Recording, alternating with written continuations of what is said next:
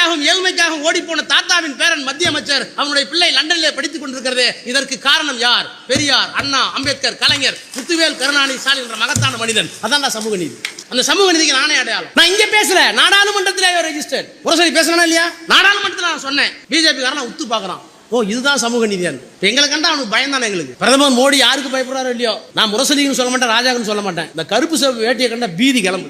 ஒரு ஆள் எந்திரிச்சாலும் பயப்படுறாங்க. என்ன காரணம்? நாங்கள் அப்படி வடிவமைக்கப்பட்டிருக்கிறோம் என்றால் அந்த வடிவமைப்புக்கு பின்னால் இருக்கின்ற சமூக நீதியும் பகுத்தறிவும் தானே. இன்றைக்கு திராவிட முன்னேற்ற கழகம் திராவிட இயக்கம் இருப்பதற்கு என்ன காரணம்? பிஜேபிக்கு என்ன புரியல?